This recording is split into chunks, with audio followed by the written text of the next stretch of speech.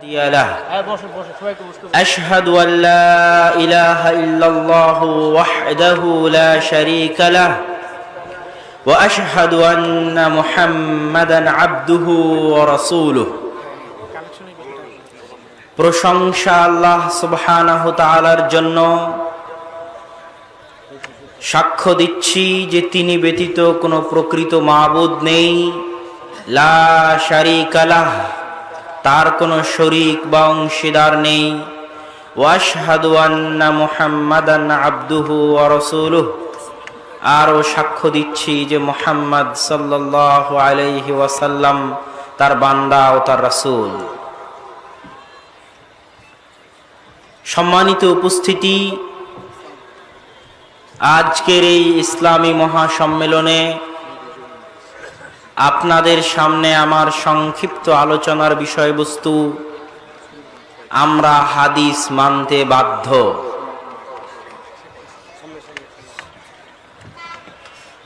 এই বিষয়ের উপর সংক্ষেপে গুরুত্বপূর্ণ কিছু আলোচনা পেশ করার চেষ্টা করব ইনশাআল্লাহুল আজিজ।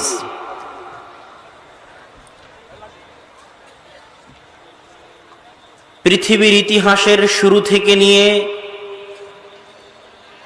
মুহাম্মদ সাল্লাল্লাহু আলাইহি ওয়াসাল্লামের বিদায় থেকে নিয়ে আজ পর্যন্ত পৃথিবীতে যত বাতিল ফেরকা, যত বিভ্রান্তি,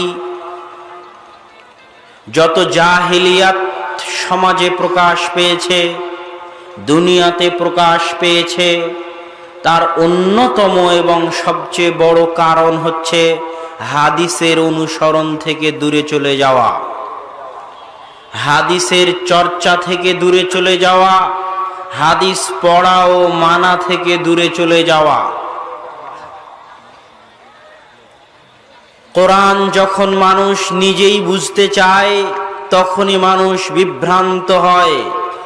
কোরআন বুঝতে হবে মুহাম্মদ সাল্লাল্লাহু আলাইহি ওয়াসাল্লামের হাদিস দিয়ে। কেন? সূরা নাজমের ৩-৪ নম্বর আয়াতে আল্লাহ সুবহানাহু তাআলা বলছেন, ওয়া মা ইয়ানতিকু আনিল হাওয়া ইন হুয়া ইল্লা ওয়াহয়ুন ইউহা। মুহাম্মদ সাল্লাল্লাহু আলাইহি ওয়াসাল্লাম নিজের মন মর্জি মতো, নিজের মনের খাহেশ মতো, নিজের চাহিদা মতো, ইচ্ছা মতো কিছুই বলেন না। ইল্লা ওয়াহয়ুন ইউহা, মুহাম্মদ সাল্লাল্লাহু আলাইহি ওয়াসাল্লাম মুখ দিয়ে যা বের করেন সবই আল্লাহর পক্ষ থেকে তার নিকটে ওহী করা হয়। শুধু তাই নয়, মুহাম্মদ সাল্লাল্লাহু আলাইহি ওয়াসাল্লাম শরীয়তের মধ্যে মিথ্যা বানিয়ে বলতে পারবেন না। আল্লাহ সুবহানাহু ওয়া তাআলা সূরা হাক্কার ৪৪ থেকে ৪৬ নম্বর আয়াতে বলেছেন, আল্লাহ সুবহানাহু ওয়া তাআলা বলেছেন, ওয়ালাউ তাকাওয়ালা আলাইনা বা'দাল আকাবিল, যদি মুহাম্মদ আমাদের উপর কোনো কথা বানিয়ে বলে, লা আখাযনা মিনহু বিল ওয়াতিন লা আখাযনা মিনহু বিল ইয়ামিন, তাহলে আমি ডান হাত দিয়ে তার গ্রীবা ধরব, ওয়ালা কাতা'না মিনহুল ওয়াতিন, এবং গ্রীবা, শাহরগ, ঘাড়, গর্দান কেটে দেব। আল্লাহর হুমকি মুহাম্মদ সাল্লাল্লাহু আলাইহি ওয়াসাল্লামের উপরে যে যদি তিনি শরীয়তের মধ্যে কোনো কথা বানিয়ে বলেন তাহলে আল্লাহ সুবহানাহু ওয়া তাআলা তার ঘাড়ের শাহরগ কেটে দিবেন। আল্লাহর হুমকি। তাহলে কোনো মাওলানা হুজুর যদি আল্লাহ এবং আল্লাহর রাসূলের নামে মিথ্যা বানিয়ে বলে তার কি হবে? মুহাম্মদ সাল্লাল্লাহু আলাইহি ওয়াসাল্লামের সাথে যখন এত কঠোরতা, তাহলে যারা হুজুর মাওলানা আছে, যারা বানিয়ে মিথ্যা কিচ্ছা কাহিনী শোনায়, তাদের কি হবে? সম্মানিত উপস্থিতি, রাসূল সাল্লাল্লাহু আলাইহি ওয়াসাল্লামের অনুসরণ বিষয়ে আল্লাহ সুবহানাহু ওয়া তাআলা সূরা নিসার ২ জায়গায় বলেছেন, ইয়া আইয়ুহাল্লাযীনা আমানু আতিউল্লাহ ওয়া আতিউর রাসূল ওয়া উলিল আমরি মিনকুম, ও হে ইমানদারগণ, তোমরা আল্লাহ এবং আল্লাহর রাসূলের আনুগত্য করো এবং তোমাদের উপর দায়িত্বশীল ব্যক্তিবর্গের আনুগত্য করো।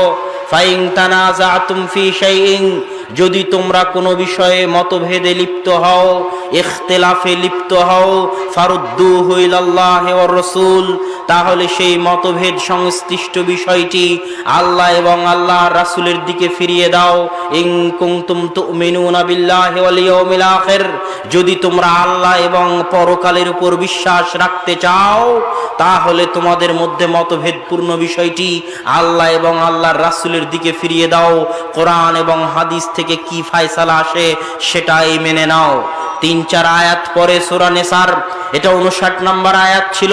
এরপরে আল্লাহ সুবহানাহু ওয়া তাআলা বলছেন, ফালা ওয়া রাব্বিকা লা ইউমিনুনা হাত্তা ইউহাক্কিমুকা ফীমা শাজারা বাইনাহুম, আপনার প্রতিপালকের কসম, আল্লাহ সুবহানাহু ওয়া তাআলার কসম, আল্লাহ নিজেই নিজের কসম খেয়ে বলছেন, লা ইউমিনুনা হাত্তা ইউহাক্কিমুকা ফীমা শাজারা বাইনাহুম, ততক্ষণ পর্যন্ত তারা মুমিন হতে পারবে না যতক্ষণ না তারা আপনার প্রত্যেক ফাইসালা ইউসাল্লিমু তাসলিমা, বিনা বাক্য ব্যয়ে চুঁচিরা কোনরূপ প্রশ্ন উত্থাপন ব্যতিরিকে আপনার ফাইসালা যতক্ষণ না বিনা বাক্য ব্যয়ে মেনে নেয়, মাথা পেতে মেনে না নেয়, ততক্ষণ পর্যন্ত তারা মুমিন হতে পারবে না।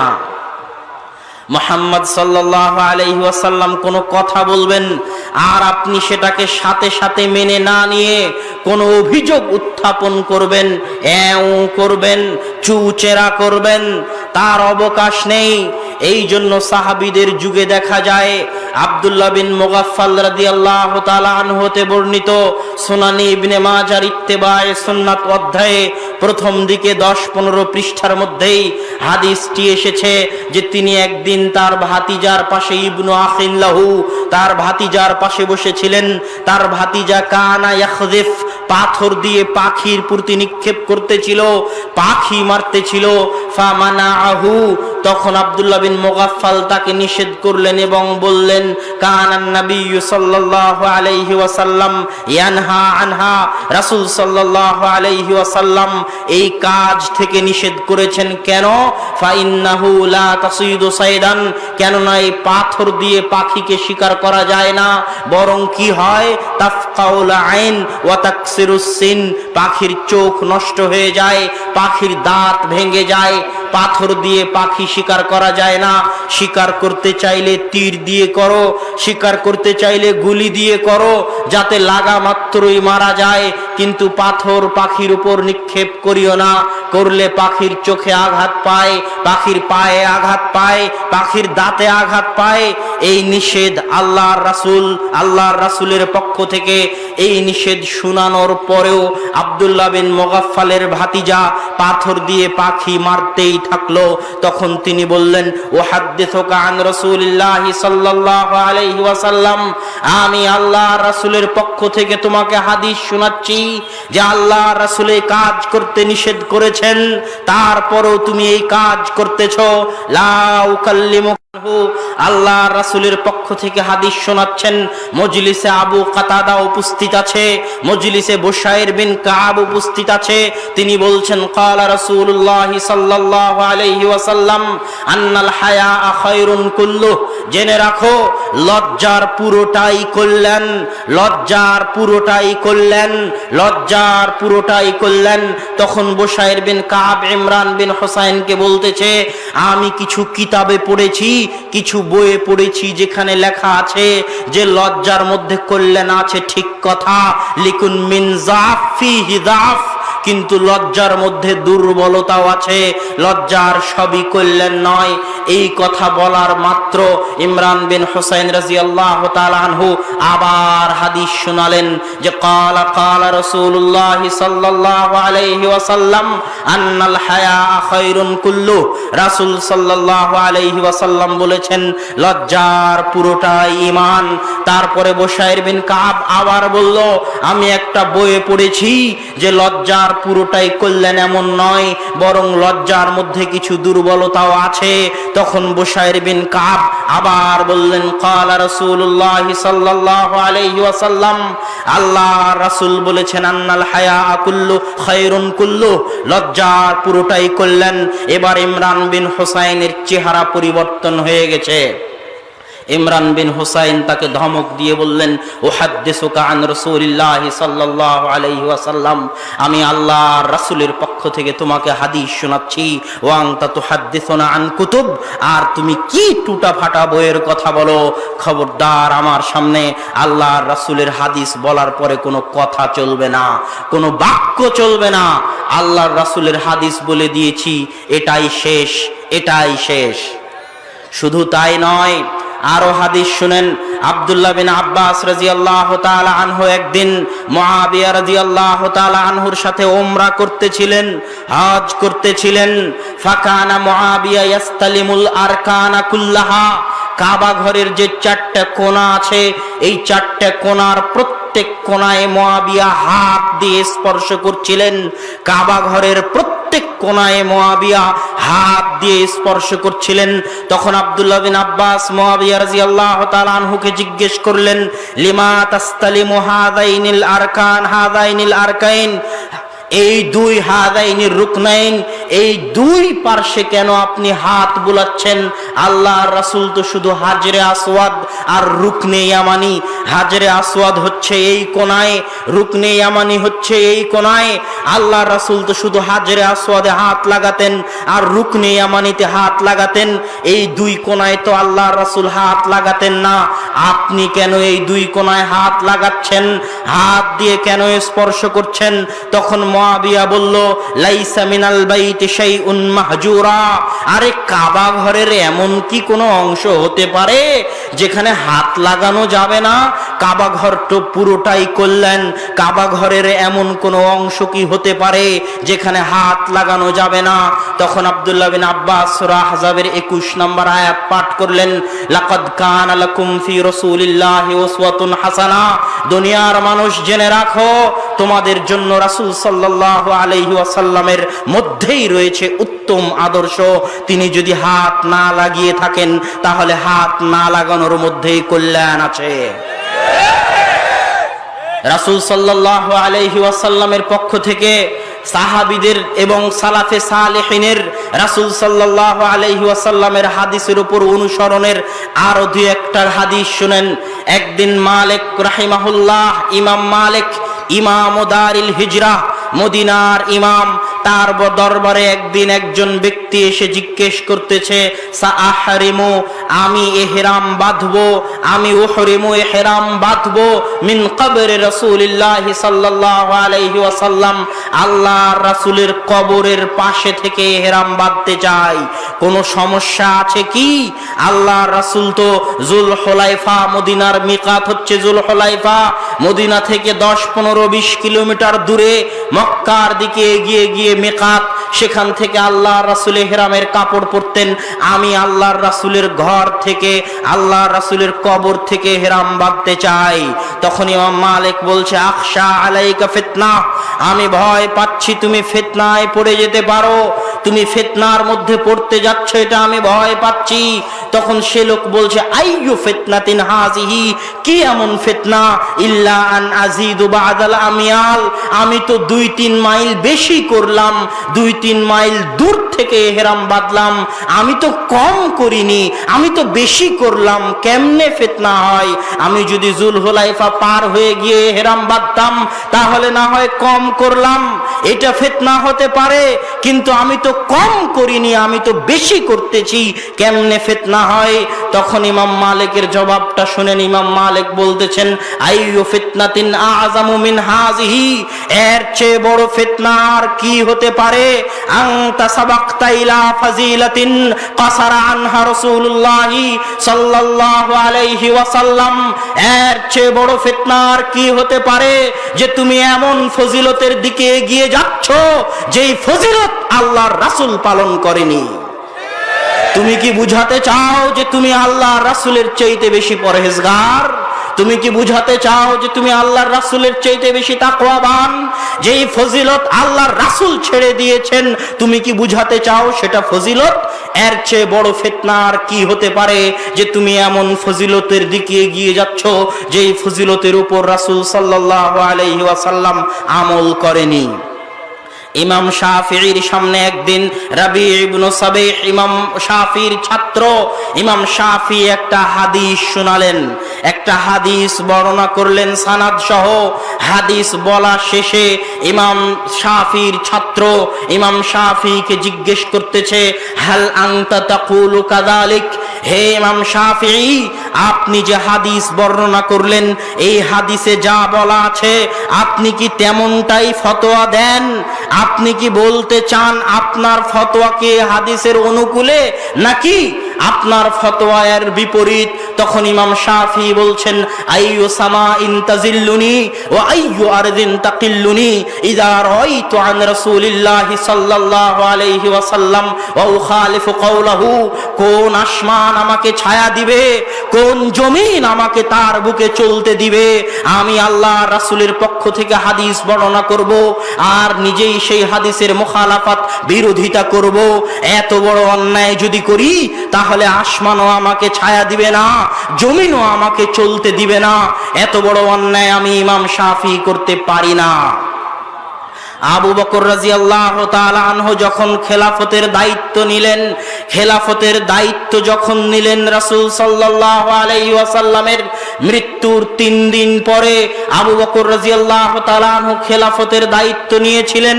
রাসূল সাল্লাল্লাহু আলাইহি ওয়াসাল্লাম মৃত্যুর আগে একটি কাফেলা ওসামা বিন যায়েদের নেতৃত্বে রোমের উদ্দেশ্যে রওনা করিয়েছিলেন যুদ্ধের জন্য। কাফেলা যখন পথে, তখন রাসূল সাল্লাল্লাহু আলাইহি ওয়াসাল্লামের মৃত্যু হয়ে যায় এবং তার মৃত্যুর খবর কাফেলার নিকটে পৌঁছলে কাফেলা রওনা বন্ধ করে দিয়ে মদিনায় ফিরে আসে। আল্লাহর রাসূলের জানাজা শেষ, খলিফার দায়িত্ব গ্রহণ করেছেন আবু বকর। আবু বকর রাদিয়াল্লাহু তাআলা আনহু কাফেলাকে বলতেছেন, চলো, যেখানে আল্লাহর রাসূল পাঠিয়েছিল সেখানে যাও। ওমর রাদিয়াল্লাহু তাআলা আনহু বললেন, থামেন, করছেন কি আপনি? আল্লাহর রাসূল মারা যাওয়ার পরে সারা আরব বিশ্বে ফিতনা মাথা চাড়া দিয়ে উঠেছে। কেউ যাকাতকে অস্বীকার করে বসেছে, কেউ নতুন নবীর দাবিদার হয়ে বসেছে, নবুয়তের দাবি করে বসেছে, আর রোম পারস্য সাম্রাজ্য অপেক্ষায় আছে মদিনায় হামলা করে মদিনা ধূলিসাৎ করে দিবে। তারা মনে করছে এখন মুহাম্মদ মারা গেছে, এখন তার সাহাবীদের অন্তর দুর্বল, তারা এখন দুর্বল মানসিকভাবে, এখনই মদিনায় আক্রমণ করে মদিনা ধূলিসাৎ করে দিতে হবে। এই রকম পরিস্থিতিতে আপনি মদিনাকে খালি করে কিভাবে মুজাহিদ বাহিনীকে রওনা করতে পারেন? এই কথা ওমর রাদিয়াল্লাহু তাআলা আনহু বলার পরে আবু বকর রাদিয়াল্লাহু তাআলা আনহুর জবাব শুনেন। আবু বকর রাদিয়াল্লাহু তাআলা আনহু বলছেন, ওয়ালাউ আন্নাত তায়রা তাখতিফুনা, শুনে রাখো ওমর, যদি ঈগল পাখি আমাদেরকে ছিঁড়ে ছিঁড়ে খায়, ওয়ালাউ আন্নাল কিলাবা জারাত বি উম্মাহাতিল মুমিনিন, যদি কুকুর শৃগাল উম্মাহাতিল মুমিনিনদের পা টেনে টেনে মদিনার বাইরে নিয়ে চলে যায়, মা রাদাতু জাইশান ওয়াজ্জাহু রাসূলুল্লাহ সাল্লাল্লাহু আলাইহি ওয়াসাল্লাম, আমি আবু বকর ওই সেনাবাহিনীকে ফিরাতে পারি না যেই সেনাবাহিনীকে আল্লাহর রাসূল রওনা করেছিলেন। এটা ছিল আবু বকরের ঈমান। আবু বকর রাদিয়াল্লাহু তাআলা আনহু যখন ওই সেনাবাহিনীকে রওনা করিয়ে দিলেন তখন বিশ্ববাসী চমকে গেল, বাপরে বাপ, মুসলমানেরা তো দমিনী, আল্লাহর রাসূলের মৃত্যুর 3 দিনের মাথায় আবার জিহাদের জন্য বের হয়ে গেছে। তারা যেটা ধারণা করেছিল সেটা বাস্তবে হয়নি। আবু বকর রাদিয়াল্লাহু তাআলা আনহুর এই হিম্মতের কারণে। আবু বকর রাদিয়াল্লাহু তাআলা আনহু এক জায়গায় বলছেন যে, আনা লাস্তু তারিকুন, আমি এমন কোন আমল পরিত্যাগ করতে চাই না, কানা ইয়ামালু আলাইহি রাসূলুল্লাহ সাল্লাল্লাহু আলাইহি ওয়াসাল্লাম, যে আমল আল্লাহর রাসূল করেছেন সেই আমল আমি পরিত্যাগ করতে চাই না। প্রত্যেক যে আমল আল্লাহর রাসূল করেছেন আমি তা করতে চাই। কেন?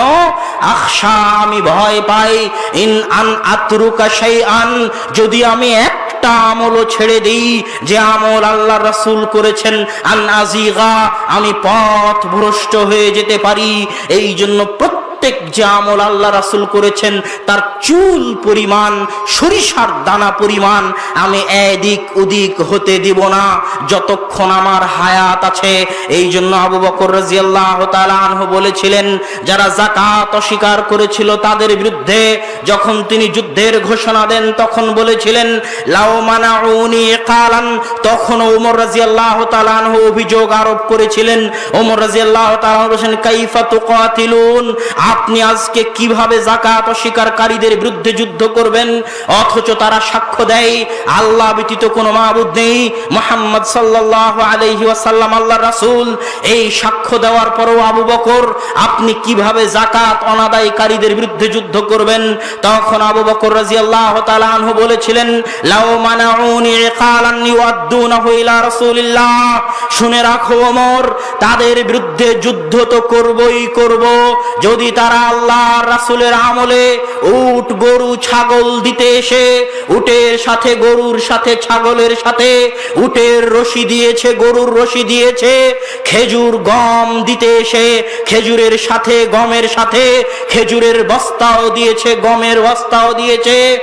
আজকে আমি আবু বকর আমার যুগে যদি গরু দিতে এসে গরুর রশি না দেয়, উট দিতে এসে উটের রশি না দেয়, খেজুর দিতে এসে খেজুরের সাথে বস্তা না দেয়, তাহলে ওই বস্তার জন্য ওই রশির জন্য আমি আবু বকর লাকাতালতুহুম, তাদের বিরুদ্ধে যুদ্ধ চালিয়ে যাব। কেন? আল্লাহ রাসূলের যুগে ইসলাম যে অবস্থার উপর ছিল, আমি আবু বকর আমার হায়াত থাকতে এক চুল সরিষার দানা পরিমাণ তার থেকে এদিক ওদিক আমি হতে দিব না। এটা ছিল আবু বকর রাদিয়াল্লাহু তাআলা আনহুর ঈমান। এই জন্য তো আল্লাহ সুবহানাহু ওয়া তাআলা সূরা হাশরের 7 নম্বর আয়াতে বলেছেন ওয়ামা আতাকুমুর রাসূলু ফাখুযুহু ওয়ামা নাহাকুম আনহু ফান্তাহু। আল্লাহ রাসূল তোমাদেরকে যা দেয় তা নিয়ে নাও, তা গ্রহণ করো। ওয়ামা নাহাকুম আনহু ফান্তাহু, আর রাসূল সাল্লাল্লাহু আলাইহি ওয়াসাল্লাম তোমাদেরকে যা থেকে বাধা দেয় তা থেকে বিরত থাকো। এখানে কিন্তু আল্লাহ বলেনি যে উমুক ইমাম, উমুক পীর, উমুক দরবেশ তোমাদেরকে যা দেয় তোমরা তা নিয়ে নাও। কোন পীর, দরবেশ, ইমামের কথা আল্লাহ বলেননি। আল্লাহ বলেছেন রাসূল সাল্লাল্লাহু আলাইহি ওয়াসাল্লামের কথা। শুধু তাই নয়, একদিন ওমর রাদিয়াল্লাহু তাআলা আনহু আল্লাহর রাসূলের দরবারে তাওরাত খুলে পড়া শুরু করেছেন। ওয়াতাগাইয়ারা লাউনু ওয়াজহি রাসূলিল্লাহি সাল্লাল্লাহু আলাইহি ওয়াসাল্লাম, ওমরকে তাওরাত পড়তে দেখে রাসূল সাল্লাল্লাহু আলাইহি ওয়াসাল্লামের চেহারা পরিবর্তন হওয়া শুরু হয়ে গেছে। কিন্তু ওমর রাদিয়াল্লাহু তাআলা আনহু খেয়াল করেননি, বুঝতে পারেননি মজলিসে আবু বকর রাদিয়াল্লাহু তাআলা আনহু উপস্থিত আছেন। তিনি দেখতে পাচ্ছেন আল্লাহর রাসূলের চেহারা পরিবর্তন হয়ে যাচ্ছে। তখন আবু বকর ওমরকে বলছে তুমি কি দেখতে পাও না আল্লাহর রাসূলের চেহারা পরিবর্তন হয়ে গেছে? তখন ওমর রাদিয়াল্লাহু তাআলা আনহু আল্লাহর রাসূলের দিকে তাকিয়ে দেখেন রাসূল সাল্লাল্লাহু আলাইহি ওয়াসাল্লামের চেহারা পরিবর্তন হয়ে গেছে। সাথে সাথে ওমর রাদিয়াল্লাহু তাআলা আনহু বললেন রাযীতু বিল্লাহি রাব্বাও ওয়া বিল ইসলামি দীনাও ওয়া বি মুহাম্মাদিন নাবিয়্যাও। হে আল্লাহর রাসূল, আমি ইসলামকে দ্বীন হিসেবে মেনে নিয়েছি, আপনাকে রাসূল হিসেবে মেনে নিয়েছি, আল্লাহকে রব হিসেবে মেনে নিয়েছি। আমার কি ভুল হয়েছে বলেন, মাফ করে দেন। তখন রাসূল সাল্লাল্লাহু আলাইহি ওয়াসাল্লাম বললেন ওমর লাউ কানা মূসা হাইয়ান, তুমি আজকে যে তাওরাত পড়তেছো জেনে রাখো এই তাওরাত যার উপর অবতীর্ণ হয়েছিল সেই মূসা আলাইহিস সালাতু ওয়াস সালাম যদি আজকে জীবিত থাকতেন তাহলে আমার অনুসরণ না করলে মুক্তি পেতেন না। এবার আপনার নিকটে আমার প্রশ্ন, দুনিয়াবাসীর নিকটে প্রশ্ন, জাতির নিকটে প্রশ্ন। 100টা ইমাম আবু হানিফা, 1000টা ইমাম শাফি, 1 লাখ আহমদ বিন হাম্বল জোর দিলে কি একজন মুসা আলাইহিস সালাতু ওয়াস সালাম একজন ওমর রাদিয়াল্লাহু তাআলা আনহুর সমান হবে? না।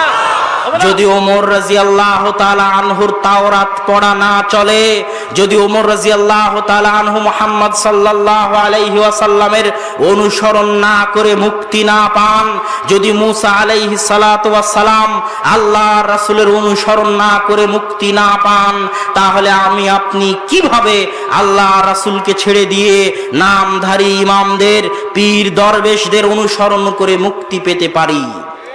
আপনাদের বিবেকের নিকটে প্রশ্ন, জাতির বিবেকের নিকটে প্রশ্ন। আল্লাহ সুবহানাহু তাআলা আমাদেরকে সুমতি দান করুক।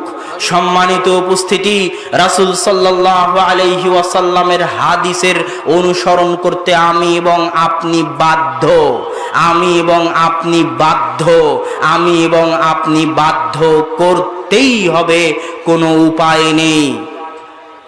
আজকের যুগের একটি নতুন ফিতনা হচ্ছে, যারা হাদিসকে অস্বীকার করে, হাদিস মানতে চায় না, তাদের অনেক অভিযোগগুলোর কিছু অভিযোগ হচ্ছে, এখন আমাদের সামনে যে হাদিস আছে, এই হাদিস আল্লাহর রাসূলের হাদিস কিনা কে জানে। ইমাম বুখারী তো অমুক শতাব্দীতে লিখেছেন, অমুক হিজরিতে লিখেছেন, 256 হিজরিতে মারা গেছেন ইমাম বুখারী। কেমনে 256 হিজরির লেখা হাদিস রাসূল সাল্লাল্লাহু আলাইহি ওয়াসাল্লামের হাদিস হতে পারে? আরো অনেক অভিযোগ আছে, তাদের কিছু অভিযোগের জবাব দিতে চাই সংক্ষেপে। এক, রাসূল সাল্লাল্লাহু আলাইহি ওয়াসাল্লামের হাদিস ছাড়া কোরআন প্রমাণ করা যাবে না। রাসূল সাল্লাল্লাহু আলাইহি ওয়াসাল্লামের হাদিস ছাড়া কোরআন যে কোরআন তা প্রমাণ করা যাবে না। কোরআনও আল্লাহর রাসূলের মুখ দিয়ে বের হতো, হাদিসও আল্লাহর রাসূলের মুখ দিয়ে বের হতো। সাহাবীরা কিভাবে পার্থক্য করবেন যতক্ষণ না আল্লাহর রাসূল বলে না দেন এটা কোরআনের অমুক সূরার মধ্যে লেখো, এটা কোরআনের অমুক আয়াত। এখন ওহী অবতীর্ণ হলো, যখন আল্লাহ রাসূল বলে দেন যে এটা কোরআন, তখন সেটা কোরআন প্রমাণিত হয়। আর আল্লাহর রাসূলের এই বলে দেওয়াটা হচ্ছে হাদিস। হাদিসও একই মুখ দিয়ে বের হয়েছে, কোরআনও একই মুখ দিয়ে বের হয়েছে। কেউ যদি হাদিস অস্বীকার করে তাহলে সে কোরআনও অস্বীকার করলো। হাদিস নাই তো কোরআনও নাই। দ্বিতীয় নাম্বার পয়েন্ট, হাদিস ছাড়া ইসলামী শরীয়ত অচল। আল্লাহ সুবহানাহু ওয়া তাআলা পবিত্র কোরআনে 80 বারেরও অধিক সালাতের কথা বলেছেন, কিন্তু সালাত কিভাবে আদায় করতে হবে তা বলেননি। কে বলেছেন? আল্লাহর রাসূল বলেছেন। হজের কথা বলেছেন, হজ কিভাবে আদায় করতে হবে তা বলেননি। কে বলেছেন? আল্লাহর রাসূল বলেছেন। শুধু তাই নয়, মানুষের মৃত্যু থেকে নিয়ে কবর পর্যন্ত কাফন দাফন জানাজা সংশ্লিষ্ট একটি আয়াত কোরআনে পাবেন না। কিভাবে মাটি দিতে হবে, কিভাবে কাফন দিতে হবে, কিভাবে জানাজা আদায় করতে হবে, কিভাবে গোসল দিতে হবে, সবই রাসূল সাল্লাল্লাহু আলাইহি ওয়াসাল্লাম হাদিসে বলে দিয়েছেন। হাদিস যদি অস্বীকার করি তাহলে ইসলামী শরীয়ত অচল হয়ে যাবে। আল্লাহ সুবহানাহু ওয়া তাআলা কোরআনে বলেছেন, হুররিমাত আলাইকুমুল মাইতাতু ওয়াদ-দাম, তোমাদের উপর মৃত জিনিস হারাম, রক্ত হারাম। কিন্তু আমরা তো রাত দিন মরা মাছ খাচ্ছি, রাত দিন গরুর কলিজা খাচ্ছি। কলিজা তো রক্তপিণ্ড, মাছ তো মরা, তাহলে আয়াতের তো বিরোধী হয়ে গেল। কিন্তু না, এই আয়াতের ব্যাখ্যা কে করবে? মুহাম্মদ সাল্লাল্লাহু আলাইহি ওয়াসাল্লাম তিনি ব্যাখ্যা করে দিয়ে গেছেন যে দুইটি মৃত জিনিস, টিড্ডি পাখি আর মাছ, এই দুটি মৃত জিনিস তোমরা খেতে পারো। আর হৃৎপিণ্ড আর কলিজা, এই দুইটা রক্তের জিনিস তোমরা খেতে পারো, বাকিগুলো হারাম। ব্যাখ্যা করে দিয়েছে আল্লাহ রাসূল সাল্লাল্লাহু আলাইহি ওয়াসাল্লাম। 3, আজ থেকে 1400 বছর পূর্বে যখন কোরআন পৃথিবীতে অবতীর্ণ হয়, তখন আল্লাহ চাইলে কোরআনকে এরকম প্রিন্ট আকারে, বই আকারে, লিখিত আকারে দুনিয়াতে ফেলে দিতে পারতেন। জিবরাইলকে পাঠিয়ে দিয়ে বলতে পারতেন, জিবরাইল দুনিয়ার মানুষকে জমা করে বলতো, দুনিয়ার মানুষ এই নাও কোরআন, আল্লাহর পক্ষ থেকে দিয়ে গেলাম, তোমরা কোরআন অনুসরণ করে চলো। এইরকম হতে পারতো কিনা বলেন? কিন্তু আল্লাহ সুবহানাহু ওয়া তাআলা এরকম করেননি। তিনি একজন নবী পাঠিয়ে 40 বছর যাবত সেই নবীকে তাদের মধ্যে রেখে তাকে আমিন, সাদিক, সত্যবাদী প্রমাণ করিয়ে, শ্রেষ্ঠ আমানতদার প্রমাণ করিয়ে, তার উপর ওহী অবতীর্ণ করিয়ে 23 বছর যাবত বিভিন্ন ঘটনা, বিভিন্ন কারণ, বিভিন্ন পরিবেশের প্রেক্ষিতে আস্তে আস্তে ধীরে ধীরে এই কোরআনকে অবতীর্ণ করার পিছনের রহস্য কি? রহস্য এক একটাই যে মুহাম্মদ সাল্লাল্লাহু আলাইহি ওয়াসাল্লাম এই কোরআনের উপর আমল করে দুনিয়ার মানুষকে দেখিয়ে যাবেন যে কোরআনের উপর কিভাবে আমল করতে হয়, কোরআনের আয়াতের ব্যাখ্যা কি, এই আয়াতের উদ্দেশ্য কি, আকিমুদ্দিন ইকামতে দিন মানে কি, নিজে থেকে একটা বলে দিল আর হয়ে গেল তা নয়, ব্যাখ্যা খুঁজতে হবে আল্লাহ রাসূলের হাদিসে। ইহদিনাস সিরাতাল মুস্তাকিম, সিরাতে মুস্তাকিম মানে কি, নিজে থেকে বলে দিল সিরাতে মুস্তাকিম মানে রাজপথ, গণতন্ত্রের রাজনীতির রাজপথ চলবে না। সিরাতে মুস্তাকিমের ব্যাখ্যা নিতে হবে আল্লাহর রাসূলের নিকট থেকে। আল্লাহর রাসূল 23 বছর যাবত আমল করে দুনিয়াবাসীকে দেখিয়ে গেছেন। সেই দিন আজ থেকে 1400 বছর আগে যদি কোরআনের ব্যাখ্যার প্রয়োজন থাকে, তাহলে আজ 1400 বছর পরে সেই ব্যাখ্যার প্রয়োজন আছে না নাই? সেই ব্যাখ্যা কোথায় সংরক্ষিত আছে? হাদিসে রাসূল সাল্লাল্লাহু আলাইহি ওয়াসাল্লামের মধ্যে সংরক্ষিত আছে। অতএব আমাকে এবং আপনাকে মানতে হবে। 4 নাম্বার, তারা বলে 256 হিজরিতে ইমাম বুখারী গ্রন্থ লিখলেন, আর আপনি বলতেছেন এটা আল্লাহর রাসূল বলেছেন, কেমনে সম্ভব? শুনে রাখেন, রাসূল সাল্লাল্লাহু আলাইহি ওয়াসাল্লামের যুগেই হাদিস লেখা শুরু হয়ে গেছিল।